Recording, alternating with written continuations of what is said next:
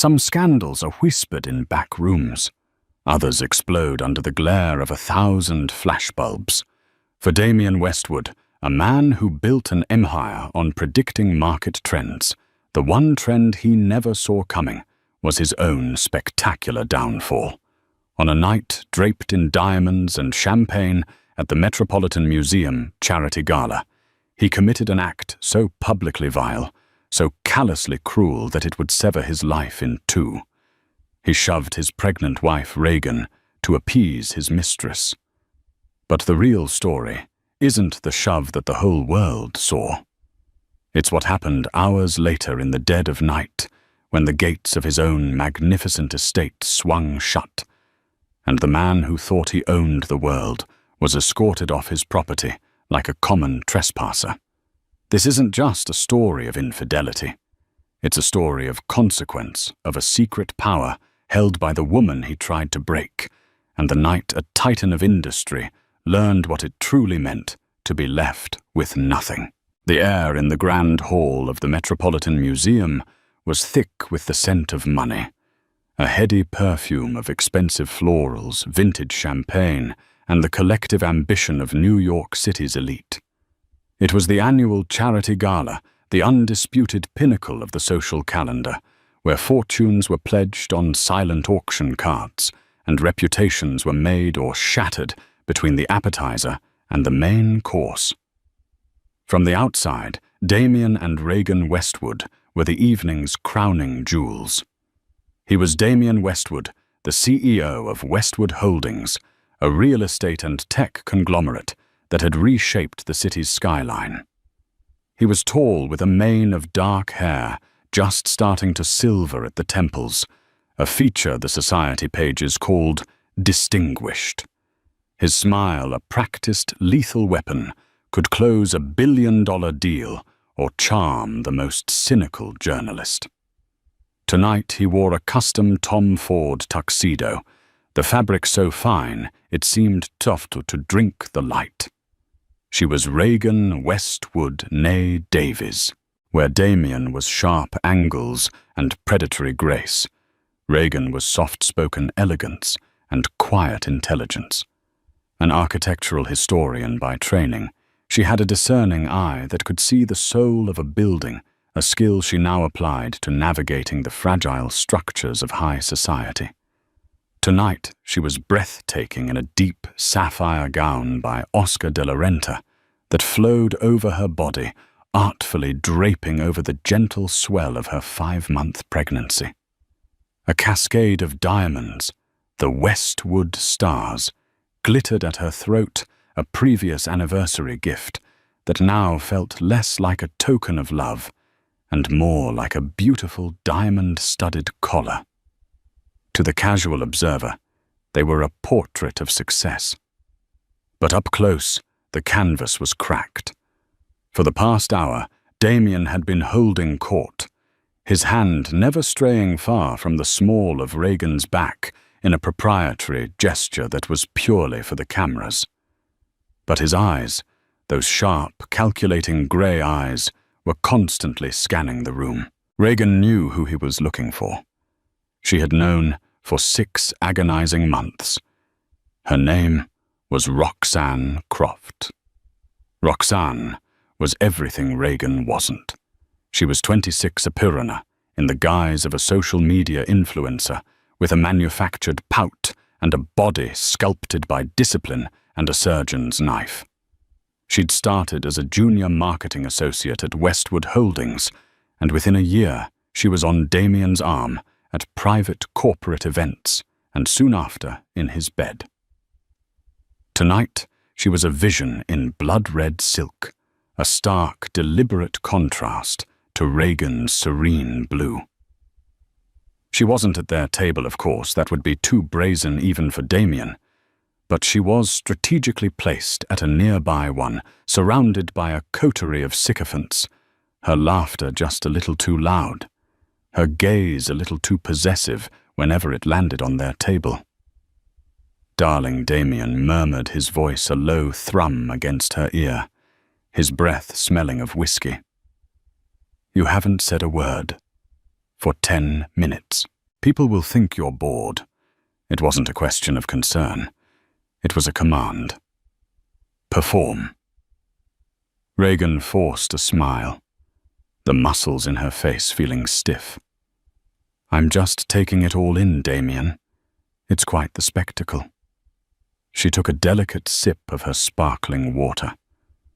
The baby gave a gentle flutter inside her, a small, secret comfort. Gideon Pierce is staring. Damien noted his jaw tightening slightly as he glanced across the room. Gideon Pierce was his chief rival, a bulldog of a man who ran a competing firm. He looks like he's waiting for one of us to trip. Don't give him the satisfaction. Reagan's smile became a little more genuine, tinged with irony. I have no intention of tripping. The evening wore on, a torturous parade of fake smiles and stilted conversations. Reagan felt like a ghost haunting her own life. She watched Damien glad-hand a senator, his laughter booming, while she discussed 18th century Parisian architecture with a woman whose face was pulled so tight she seemed perpetually surprised. All the while, the invisible string between Damien and Roxanne seemed to pull tighter, a tangible force in the glittering room. Reagan could see the smirks they exchanged over the tops of champagne flutes, the way his eyes would follow Roxanne as she moved through the crowd. The trouble began during the live auction. A lavish 7-day yacht trip through the Greek Isles was on the block. The bidding was fierce, quickly climbing into the 6 figures. "Let's get it," Damien said, suddenly, grabbing his bidding paddle. "A baby moon. It'll be perfect." Reagan looked at him, truly looked at him for the first time all night. The suggestion was so audacious, so utterly detached from the cold reality of their marriage, that she felt a bubble of hysterical laughter rise in her throat. A baby moon, as if they were a normal, happy couple anticipating the arrival of their child, and not a man his wife, and the spectre of his mistress, all breathing the same recycled air. Before she could form a reply, Roxanne made her move. She glided over to their table, a vision in crimson, her smile wit and predatory. "Damien, darling," she purred, completely ignoring Reagan. "My table is simply dying to know if the rumors are true. Are you really planning to break ground on the new celestial tower before Christmas?" Her hand rested familiarly on his shoulder, her long red nails a stark contrast against the black of his tuxedo. It was a power play, executed in front of God and everyone. She was marking her territory. The nearby tables fell into a hushed silence, all eyes on the tableau. This was the drama they had paid thousands of dollars to see. Damien, caught between his public image and his private indiscretions, stiffened. He was a man who hated being cornered. "Roxanne," he said, his voice a low warning. "We're in the middle of the auction." "Oh, don't be such a bore." She laughed, a tinkling sound that grated on Reagan's nerves. She leaned in closer, her lips almost touching his ear, whispering something that made a slow, dark smile spread across Damien's face. Reagan felt a cold dread wash over her. It was one thing to endure the private humiliation, the knowledge of his betrayal. It was another to have it flaunted so publicly, to be rendered invisible in her own chair, while her husband was seduced in plain sight. The baby kicked harder this time, as if sensing its mother's distress. That was it. She couldn't sit there for one more second. Slowly, gracefully, she placed her napkin on the table and rose. "If you'll excuse me," she said, her voice quiet but clear, cutting through the charged air. "I need some air." She didn't look at Damien, but she felt his irritation, a palpable wave of anger. Her leaving was an indictment, a crack in the perfect facade. She turned to walk away, her back straight, her head held high. What happened next seemed to unfold in surreal slow motion. "Regan, sit down." Damien commanded, his voice a harsh whisper. She ignored him, taking another step. Roxanne, seeing her prize momentarily distracted, chose that moment to up the ante. "Let her go, Damien. She's probably just feeling emotional. You know the hormones." She let out a small, condescending laugh. That was the spark that lit the fuse.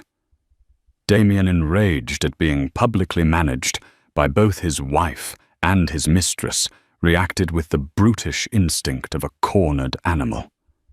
He stood up, intending to grab Regan's arm, to physically pull her back into her seat and restore his semblance of control.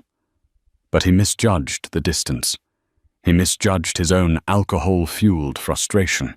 He misjudged the slight shift in Regan's balance as she turned. His hand didn't grab her arm. It shoved. It was a hard, impatient push to her shoulder. For a woman not carrying the precious weight of a child, it might have resulted in a stumble. For Regan, 5 months pregnant and caught off guard, it was catastrophic. She cried out a small gasp of shock and fear as her heel caught on the leg of a chair. She pinwheeled backwards, her arms flailing for something to hold on to. The sapphire gown swirled around her as she fell, a collapsing constellation of blue silk and shattered dignity. She landed hard on her side, the impact jarring through her entire body. The collective gasp of the hundreds of onlookers was like the sound of the tide being sucked out to sea, leaving behind a silent, horrified shore. For a moment, there was no sound but the frantic clicking of cameras as photographers, smelling blood in the water, captured the image that would be on the front page of every tabloid. By morning, Damien Westwood, titan of industry, standing over his fallen pregnant wife, while his mistress in red looked on with a flicker of triumph in her eyes. In that frozen moment, as a sharp, terrifying pain shot through her abdomen, Regan looked up at her husband. She saw no remorse in his eyes, only fury. Fury at her for creating a scene, for embarrassing him. And in his eyes, she saw the end of everything, and the beginning of something else. The silence in the grand hall lasted for what felt like an eternity, a vacuum of shock that sucked all the air from the room. Then chaos erupted. People surged to their feet. A woman screamed.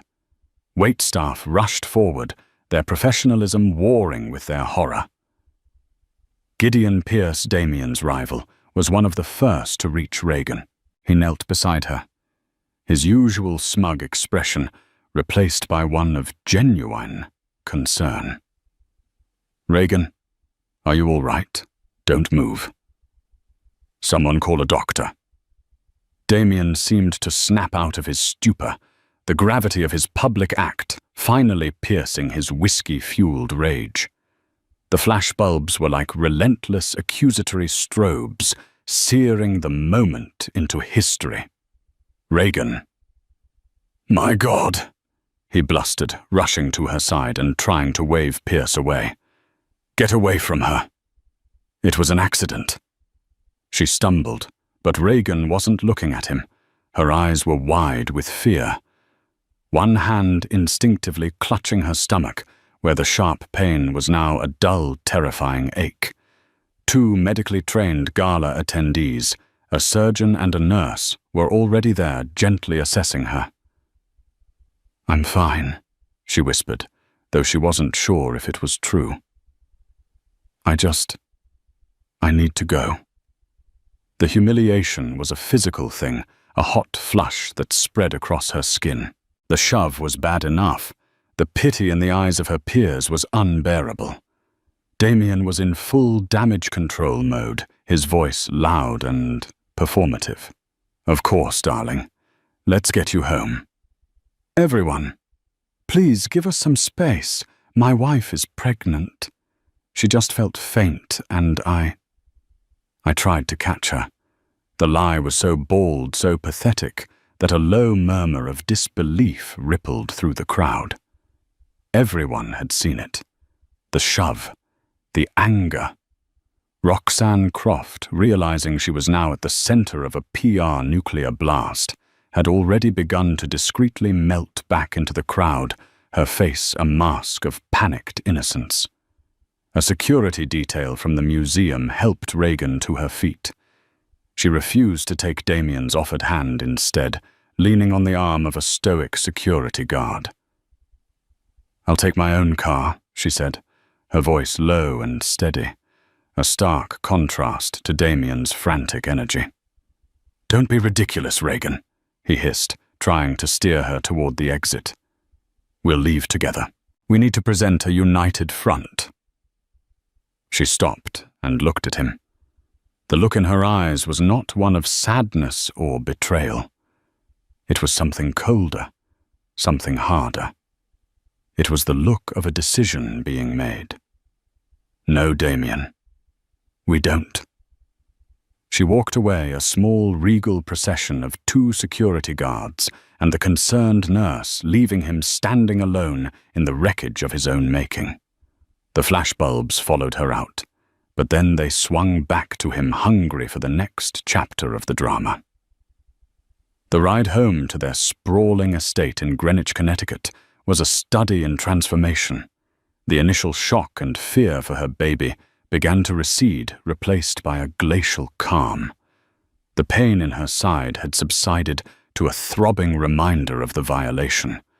But a quick, discreet call to her obstetrician from the back of the car had reassured her that unless the pain worsened or other symptoms appeared, the baby was likely cushioned and safe. The doctor's calm voice was a balm, allowing Reagan's mind to shift from fear to focus. She didn't cry. The time for tears was long past, wasted over months of lonely nights and suspicious text messages. The public humiliation was not the wound, it was the anesthetic. It had numbed her to any lingering hope, any last shred of affection she might have harbored for the man she had once loved. The shove was not an act of passion, it was an act of convenience. He had pushed her aside physically and metaphorically to clear the path to what he truly wanted. And in the silent leather-clad cocoon of the chauffeured Maybach, Reagan Westwood decided that she was done being pushed. She pulled out her phone. Her thumb hovered over her contacts before she pressed the first name. The phone only rang once. "Walter," she said, her voice perfectly even. Reagan, the voice on the other end, replied. It was her maternal grandfather, Walter Davies. He was 86, with a mind as sharp as a diamond cutter. He was old money, the quiet kind, built on patents and shrewd, century-old investments, not the flashy, brittle kind Damien represented. I saw the alert from the Times. "Are you and the little one all right?" He was always direct. "We're all right, Grandpa. A little shaken, but we're fine." "Good," he said the single word, carrying the weight of immense relief. "Then it's time." "It's time," Reagan confirmed, a sliver of steel entering her voice. "The arrangements are in place as they have been for the last year. Anya is ready. Mr. Henderson is on site. You just need to give the word." "Consider it given," she said. "I'm 10 minutes out." "I'm proud of you, Kate," he said, softly. "Your grandmother would be too. She never did like men who confused bluster with strength." A single hot tear finally escaped Reagan's eye, but she wiped it away fiercely. "Thank you, Grandpa. I'll call you tomorrow." She disconnected and immediately dialed her second number. "Anya Sharma speaking." The voice was crisp, efficient, and devoid of fluff. Anya was the head of family law at the most fearsome legal firm in the state. Anya. It's Regan Westwood. Regan. I've been alerted. Walter called me a few minutes ago. Are you certain? He shoved me Anya. He shoved his pregnant wife in front of 200 people so his mistress wouldn't be inconvenienced. Regan stated the facts, laid out like cold, hard evidence. I have never been more certain of anything in my life. Understood, Anya said. The morality clause of the prenuptial agreement is now active. The paperwork is prepared. Mr. Henderson of Citadel Security has been given his instructions, effective upon your arrival at the property. All assets held within the Davies family trust, including the Greenwich estate and its contents, are now under your sole and exclusive control. His access has been revoked. Regan closed her eyes, a wave of dizzying finality washing over her. Thank you, Anya. Just get inside and lock the doors, Regan. We'll handle the rest. Meanwhile, Damien was in his own car, fuming. Roxanne was beside him, having slithered out a side exit to meet him. Can you believe the nerve of her? Roxanne fumed, reapplying her lipstick in the vanity mirror. Walking out like that, making you look like a monster. She's so manipulative. Damien wasn't listening. He was on the phone with his head of PUR, a man named Rick. Just kill it, Damien snarled into the phone. I don't care what it costs. Call the editors. Call the publishers. Tell them it was a misunderstanding. A dizzy spell, I was helping her. Damien, it's everywhere. Rick's panicked voice crackled back. Video is already going viral. Billionaire shoves pregnant wife. It's not good. Then make it good, he roared, throwing his phone onto the opposite seat in disgust. He rubbed his temples, the whiskey buzz, having curdled into a vicious headache. He was furious with Regan. How dare she embarrass him like this? He'd smooth it over, of course. He always did. He'd buy her a new necklace, a bigger one this time. Maybe a car. She'd cry a little, he'd apologize with half-hearted sincerity. And then life would go on. He was Damien Westwood. Life always went on his terms. Don't worry, baby, Roxanne cooed, sliding her hand onto his thigh. She'll get over it. Once you're home, you can handle her. Yeah, Damien muttered, his confidence slowly returning. Yeah, I'll handle her. 40 minutes later, his Bentley crested the hill leading to his estate. The place was his sanctuary, his monument to himself. A 25,000-square-foot Georgian mansion on 50 acres of pristine Connecticut waterfront. He'd supervised every detail of its renovation after he and Regan had married. It was the ultimate symbol of his power. As they approached the main gates, massive wrought-iron monstrosities, he pressed the remote. Nothing happened. He pressed it again, harder this time. The gates remained shut. What the hell, he muttered. He could see the lights on in the main house, a warm, inviting glow against the night sky. Regan's Maybach was parked in the circular driveway. He laid on the horn, a long, angry blast. After a moment, a figure emerged from the gatehouse, not the usual friendly night guard, but a man in a severe black suit. Damien recognized him vaguely.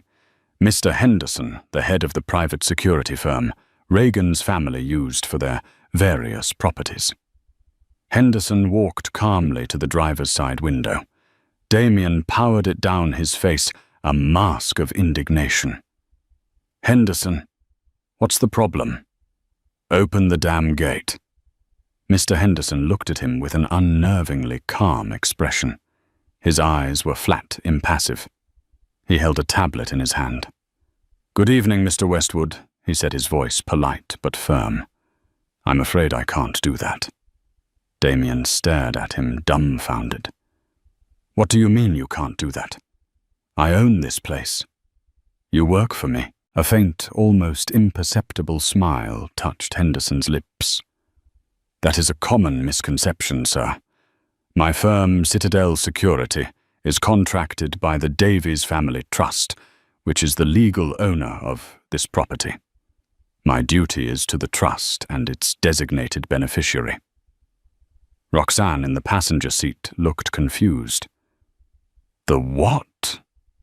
Damien felt a cold knot of dread begin to form in his stomach. "What the hell are you talking about?" "This is my house, according to the legal directives I received at 9:47 p.m. this evening from Ms. Anya Sharma on behalf of the beneficiary, Mrs. Reagan Westwood." Henderson continued his tone, as unforgiving as a legal document. "Your access privileges to this property have been permanently revoked." He turned his head slightly, gesturing back toward the mansion that glowed under the moonlight, a fortress Damien himself had perfected. Mr. Westwood Henderson said, his voice dropping to a quiet, final tone. "You are no longer welcome on this property. I must ask you to leave immediately." Damien stared at Mr. Henderson, the polite, firm words failing to penetrate the thick wall of his indignation.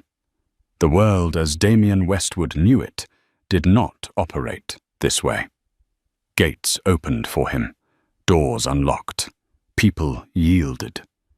The suggestion that he, in his own driveway, at the foot of his own palatial home, could be denied entry was so fundamentally absurd it bordered on the comical.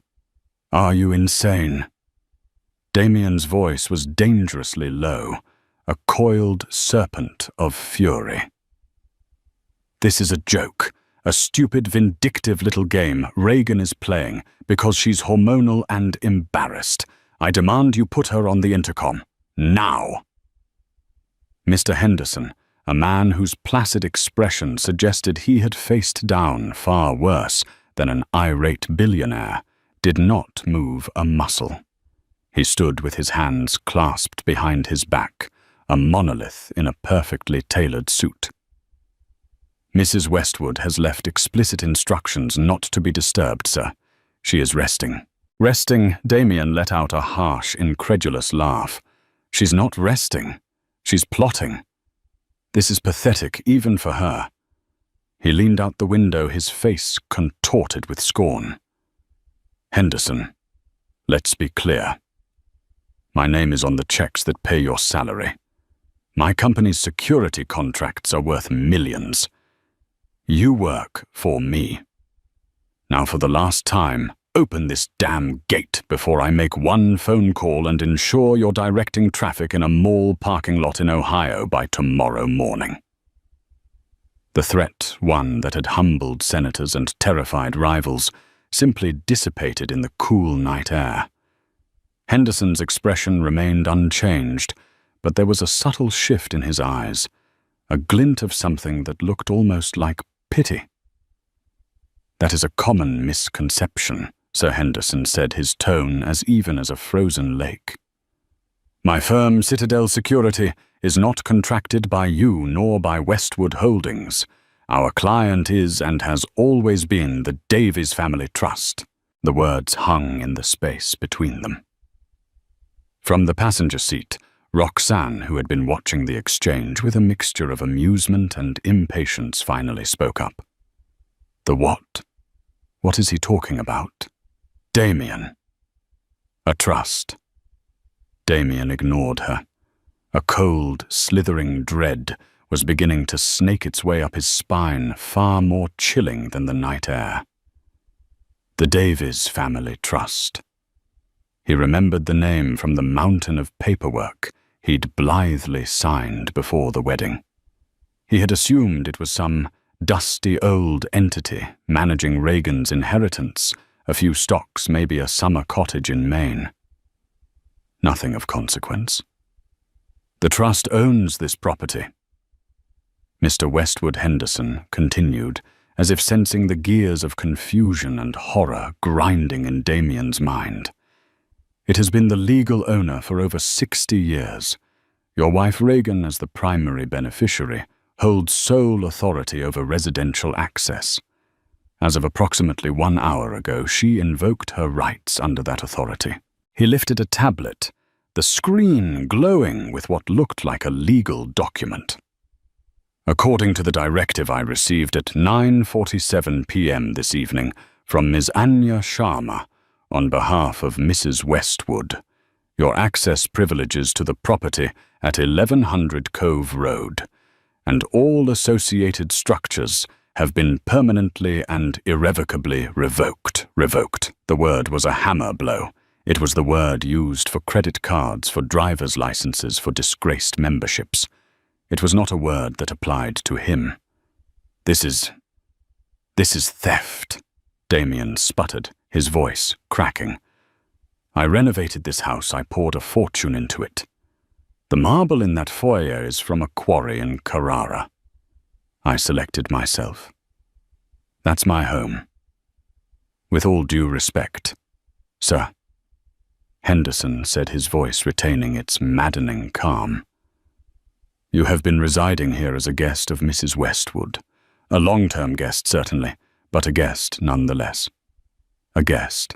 The word struck him with the force of a physical blow, knocking the air from his lungs. For 5 years he had strode through those halls, hosted global figures, and ruled his domain with the absolute certainty of an emperor. And all along in the cold, hard letter of the law, he had been nothing more than a visitor. A guest who had just committed the ultimate faux pas at the dinner party. His phone buzzed violently in the center console, a frantic, angry vibration. He snatched it up, desperate for a lifeline, a connection to the world where he was still in charge. The caller ID was a name he knew, but had never spoken to. Anya Sharma, Regan's lawyer. He jabbed the screen to answer his voice, a venomous hiss. You've got a lot of damn nerve, Mr. Westwood. Anya's voice was as cool, sharp, and sterile as a surgeon's scalpel. I trust Mr. Henderson has explained the immediate situation. I am simply calling to formalize it, so there are no lingering misunderstandings that might lead to any unpleasantness with law enforcement. Unpleasantness? Damien's voice rose to a near shriek. You've locked me out of my house. Correction, Anya said, her tone clinical. We have secured Mrs. Westwood's house, as per the prenuptial agreement you signed on May the 12th, 2020.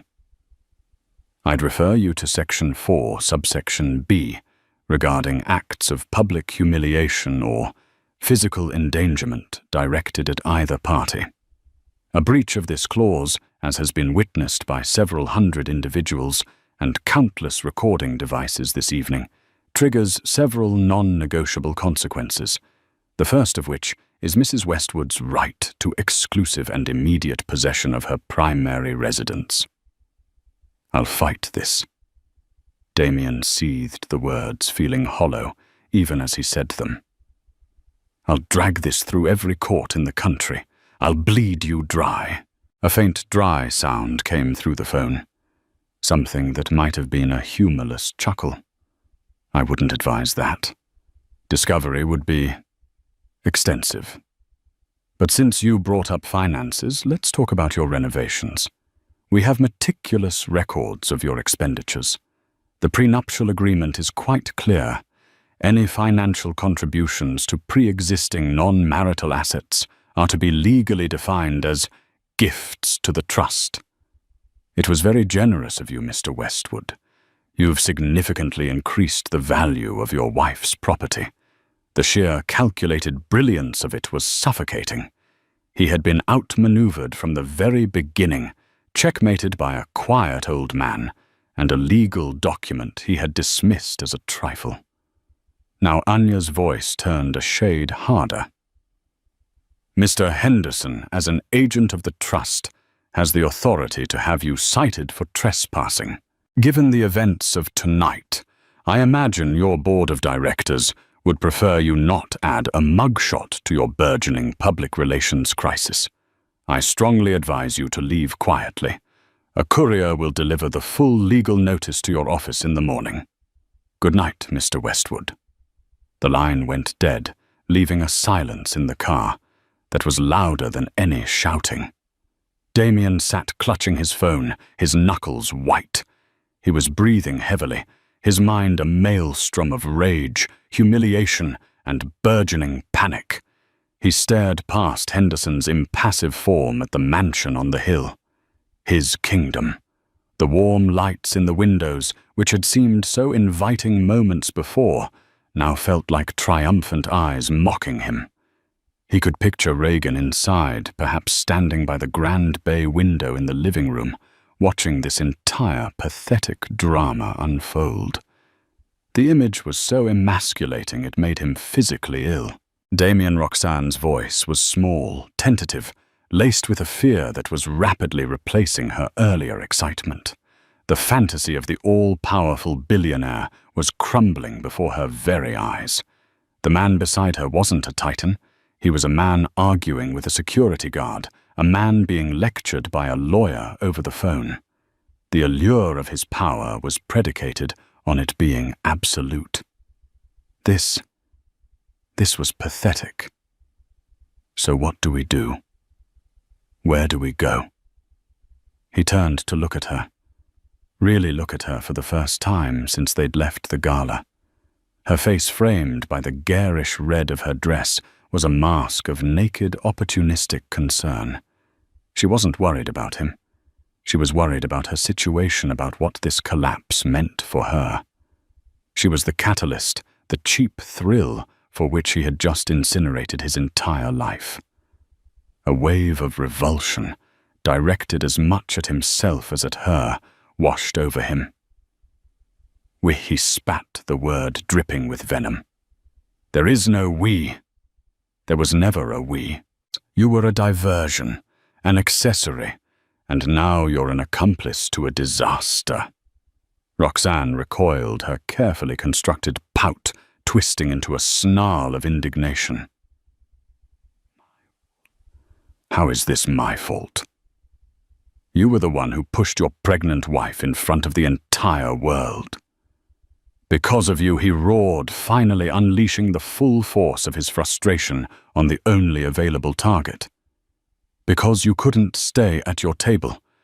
You had to come over. You had to perform to stake your claim on something that was never yours. You're nothing but a cheap, ambitious parasite, and you're a fool. She shot back, her voice rising. A weak fool who just got outplayed by the little wife you thought you could walk all over. You're not powerful, Damien. You're just a bully who lost control. Her words hit him harder than any of Anya Sharma's legal jargon. He stared at her, his chest heaving. Get out! What she whispered, her bravado vanishing. Get out of my car. He enunciated each word with cold, deliberate fury. Her face crumpled. You can't be serious. You're just going to leave me here, on the side of the road, in the middle of the night. I don't have a home to take you to. Do I? He sneered, the cruelty a balm on his wounded pride. You wanted the thrill of sleeping with a king. Well, the king has just been dethroned at his own gate. The thrill is gone. Call an Uber. I'm sure your followers would love the story. With a sound that was half a sob and half a gasp of outrage, Roxanne scrambled out of the Bentley. She stood on the perfectly manicured grass verge, her crimson dress a slash of color against the darkness, shivering as the reality of her situation set in. Damien didn't give her a second glance. He wrenched the steering wheel, the Bentley executing a savage three-point turn, its expensive tires squealing a protest on the pristine asphalt. He sped away into the darkness, leaving Roxanne, Mr. Henderson, and his entire life behind him. As he drove, his phone began to light up with a relentless barrage of calls. The chairman of his board, his CFO, his frantic head of PR, he ignored them all. He was a ship taking on water, and the rats were calling to ask why the deck was wet.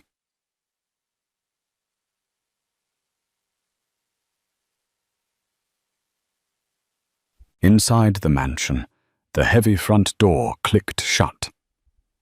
The sound of the deadbolt sliding home echoing in the cavernous marble foyer.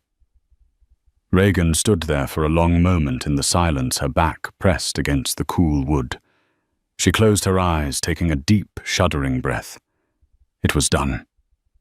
She walked slowly through the ground floor, her hand trailing along the wall. This was the space Damien had remade in his own image, all gleaming surfaces, sharp angles, and cold, imposing art. He had stripped away the warmth her grandmother had cultivated, calling it cluttered and dated. He had called it an upgrade. Now Reagan saw it for what it was, a hollow monument to a hollow man. From the bay window in the living room, shrouded in darkness, she could see the distant red taillights of the Bentley as it sped away down the long, winding drive. She felt no triumph, no satisfaction, only a profound, aching sadness for the man she had once loved, and an immense, bone-deep relief that the ordeal was finally over. She placed a hand on her belly, where her child rested safe and unaware. "It's just us now, little one," she whispered into the quiet of the house, "and we're going to be okay." She was no longer a guest. She was the protector of this house, this legacy, and the future growing inside her. She had finally come home. The first light of dawn was a dirty grey filtering through the blackout curtains of the hotel suite. Damien Westwood woke with a jolt, his heart hammering against his ribs. For a disorienting moment, he didn't know where he was. The air was stale, smelling of old room service and expensive whiskey. This wasn't his bedroom with its vaulted ceiling and panoramic views of the Long Island Sound. This was a sterile, anonymous cage. Then the events of the previous night crashed down on him with the force of a physical blow. The glittering gala, the condescending laugh from Roxanne, the look of shock on Reagan's face, the sickening thud of her fall, and the final ignominious standoff at the gates of his own home. He stumbled out of bed, his custom tuxedo a wrinkled, pathetic shell of its former glory. He flicked on the giant television, hoping for a distraction, but found only an echo chamber of his own ruin. Every major news network was leading with his story. There it was, on a massive high-definition screen, the video. A high-angle shot from a guest's phone, grainy, but undeniable. The shove. It was brutal, unequivocal. There was no room for interpretation, no way to spin it as an accident. A panel of talking heads dissected his character, like vultures. A shocking display of arrogance and cruelty, one commentator said. This goes beyond a marital dispute. It speaks to a fundamental flaw in judgment, another added. The ticker at the bottom of the screen told the rest of the story. Westwood Holdings, WSTW, plummets in pre-market trading amid CEO scandal. He felt a surge of pure, unadulterated rage. They were crucifying him. He, Damien Westwood, who had bent this city to his will, was being reduced to a 2-minute segment on morning television. He snatched his phone, his thumb flying to Reagan's contact. He needed to fix this, to command her to release a joint statement to make this go away. The call went straight to a voicemail he didn't recognize. "You have reached the voicemail of Reagan Davies," her voice said, calm and impossibly professional.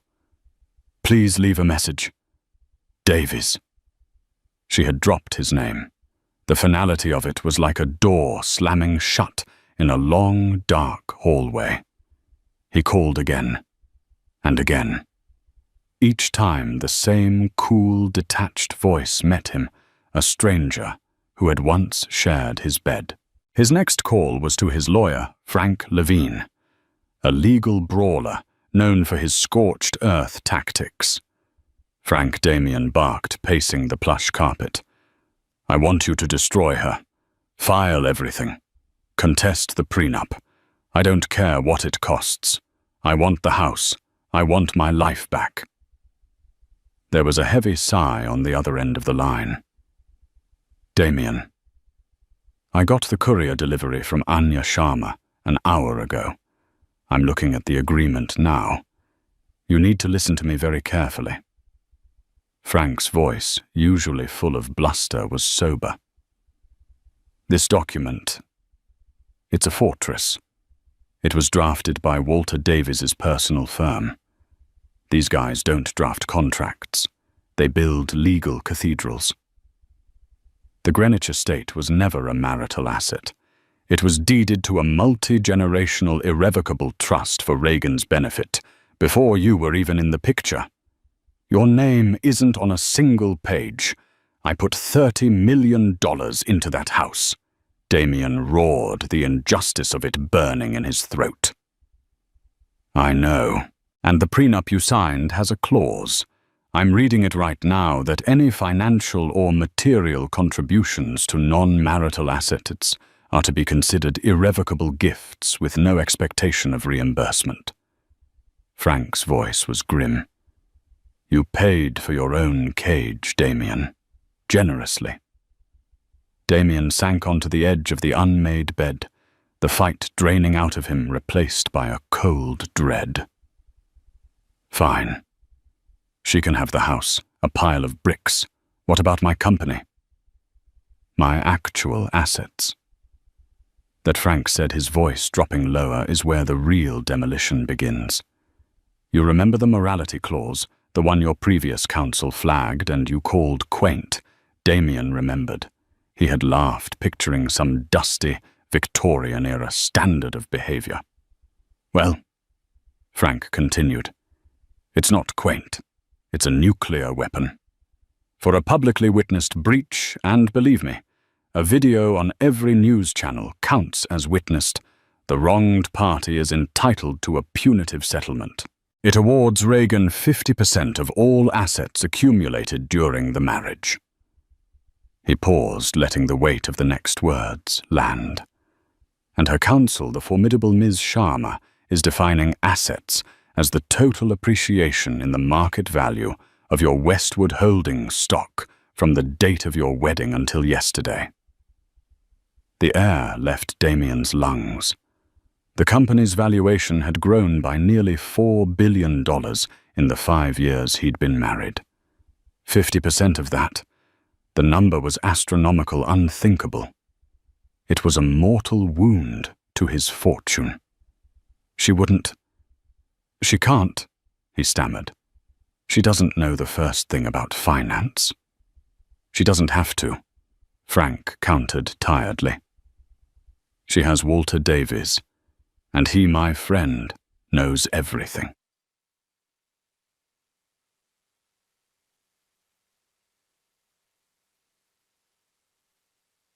While Damien was absorbing the scale of his financial ruin, Reagan was sitting in the sun-drenched morning room of the Greenwich estate.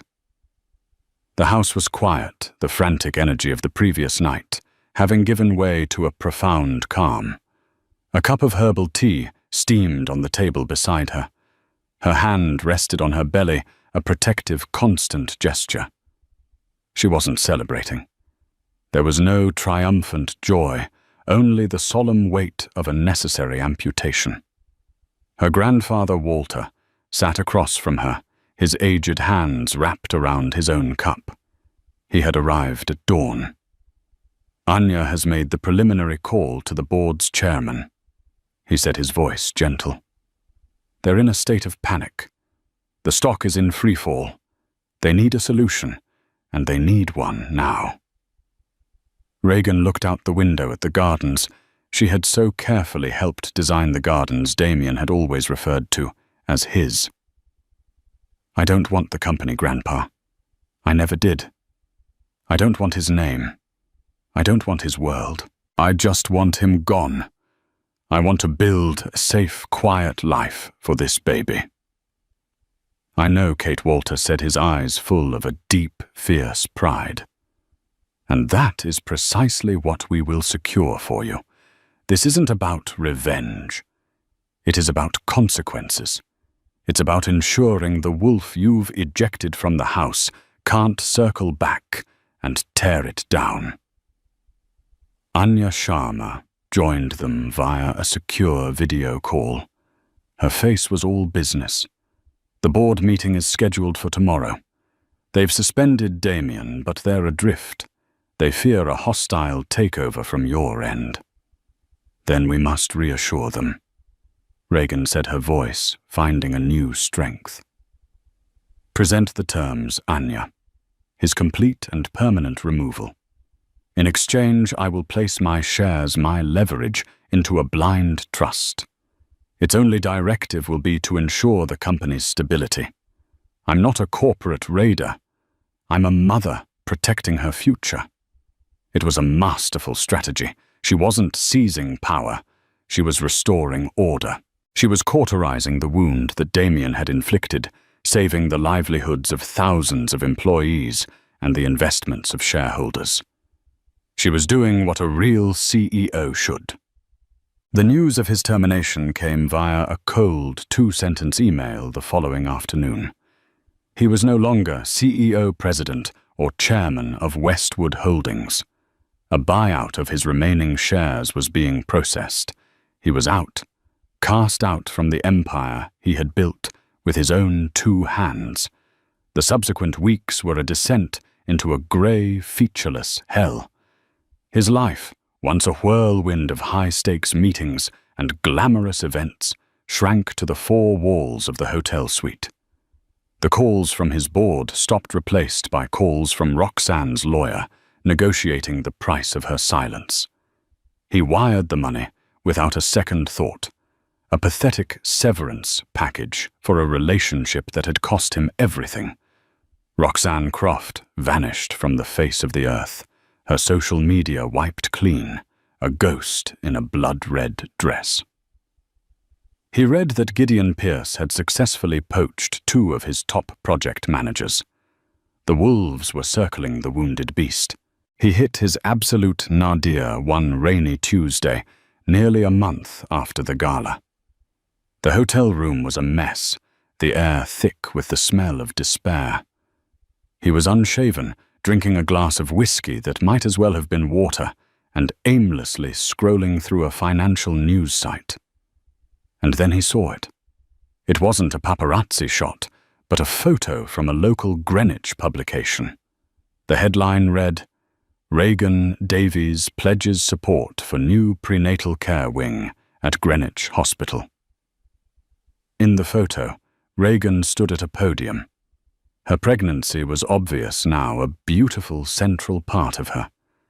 She wore a simple cream-colored dress, and her face, free of the heavy makeup she'd worn for society events, was serene. She wasn't smiling exactly, but her expression was one of profound peace and purpose. She looked strong, healthy, and completely unshakably whole. He stared at the image, the whiskey glass frozen halfway to his lips. The last vestiges of his anger, his denial, his self-pity, didn't just crumble. They evaporated. In their place was a hollow, echoing clarity that was more painful than any rage. He saw the woman in the photo, and remembered the girl he'd first met at an architectural fundraiser, brilliant, passionate, with a laugh that could light up a room. He had been drawn to that light, but over the years he had done everything in his power to dim it, to make it fit into the small ornamental box he required for a wife. He had mistaken her kindness for weakness, her quiet nature for passivity, her grace for submission. He had been given a masterpiece, and he had treated it like a cheap print, ready to be discarded for a newer, flashier model. The mansion, the company, the status he saw now that they were all props on a stage. The real treasure had been Regan herself and the new life she was carrying, and he had shoved it all aside. He finally understood. That night, when the gates had refused to open and Mr. Henderson had turned him away, it wasn't just about a legal document. It was a metaphor for his entire life. He had never truly been the master of the castle. He was just a guest in Regan's house, a guest in a life of quiet dignity he had never earned, and a guest in the presence of a strength he was too arrogant to ever recognize. Security hadn't just escorted him out of a mansion. They had escorted him out of a life he had never truly deserved and could now never get back. And so Damien Westwood's gilded world came crashing down, not with a prolonged war, but with the quiet, decisive click of a gate he could no longer open. His story is a stark, brutal reminder that true power isn't about the name on a skyscraper or the balance in a bank account. It's about the foundations we build our lives upon. Damien built his on arrogance and betrayal, while Regan, in her quiet way, stood upon a foundation of legacy intelligence and a prenuptial agreement he was too proud to read. He thought he was the king, but he was merely a guest in the Queen's castle. And when the time came, she simply and irrevocably changed the locks. What do you think was Regan's move, a brilliant act of self-preservation or cold-blooded revenge? Let us know your thoughts in the comments below. If you were captivated by this story of downfall and hidden strength, please give this video a thumbs up. Share it with someone who loves a good drama, and don't forget to subscribe to our channel for more real-life stories where consequences always eventually come knocking. Thank you for listening.